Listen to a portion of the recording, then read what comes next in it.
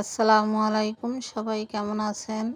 তো আজকে আমি বাড়ির গাছের চালতা দিয়ে ভর্তা বানাবো।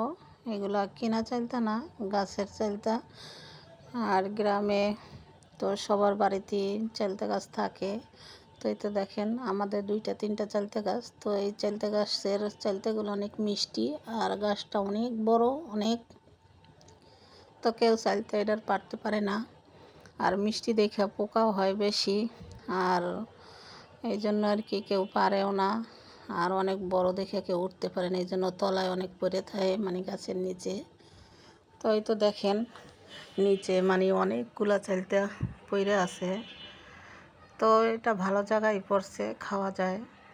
আর এখান থেকে যে পাইকে পাইকে পড়ছে, এখান থেকে নিয়ে আমরা খাই। কারণ গাছে ওড়ার মতো সম্ভব না, চালতা গাছ অনেক পিছলা থাকে, অনেক ভয় উঠতে। তো পাশে গাছ থাকলে ওই গাছ দিয়ে পারি, আর পারাও লাগে না, প্রতিদিনই এমন গাছের নিচে পড়ে থাকে। তো যাই হোক, এই আমি 2টা চালতা ভালো করে কাটিয়া ধুয়ে পরিষ্কার করে পাটা ভিতরে সেচা নিলাম। তারপরে নিলাম কিছু কাঁচামরিচ, একটা বোম্বাই মরিচ গাছ থেকে আনছিলাম, আর কিছু ধনিয়া পাতা। তো এগুলো সবই ক্ষেতের, কেনা না, আর চালতা গাছের। তো তারপরে দিয়ে দিলাম তেঁতুলও গাছের, আর 2টা শুকনো মরিচ। আর শুকনো মরিচগুলো অনেক ঝালা ছিল। তো কাঁচামরিচ দিলাম, শুকনো মরিচ, তারপরে বোম্বাই মরিচ, বিট লবণ, তারপরে এমনি লবণ এগুলো সব দিয়া মাখাইয়ে নেব। তো আমি ঝালটা একটু বেশি দিছি, কারণ ভর্তা খেলে একটু ঝাল বেশি না হলে ভালো লাগে না। বোম্বাই মরিচটা অনেক ঝালা ছিল। তো সবগুলো দিয়ে আমি এই যে হাতে মাখাইয়ে নিছি। তারপরে দিয়ে দেব সরিষার তেল। তো দেখা গেছে সরিষার তেলটা দিলে খেতে একটু ভালো লাগে, আর ঘেরান আসে। যে কোনো ভর্তা একটু সরিষার তেল দিলেই ভালো লাগে খেতে। তো এতে সরিষার তেল দিয়েও আমি মাখাই নিলাম। তো আমার ভর্তা বানানোটা হয়ে গেছে।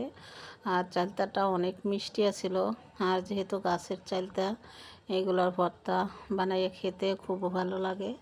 তো আমরা বানাইয়ে খাই, ভর্তা বানাই খাই, আচার খাই, তারপরে দেখা গেছে সিদ্ধ করে খাওয়া যায়। আর গ্রামের মানুষ তো এগুলো খাই না, কারণ ওনাদের দেখতে দেখতে অভ্যাস হয়ে গেছে, খেতেও ভালো লাগে না। আর আমরা যখন শহরতে যাই পাই না, তখন তো খাওয়ার লাগে একদম ভিড়মি খেয়ে পড়ি।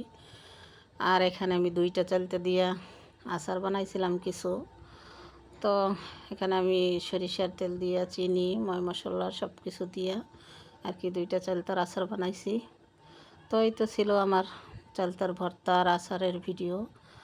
আর যদি আপনাদের কাছে আমার ভিডিওটা ভালো লাগে, লাইক কমেন্ট শেয়ার করবেন। ধন্যবাদ।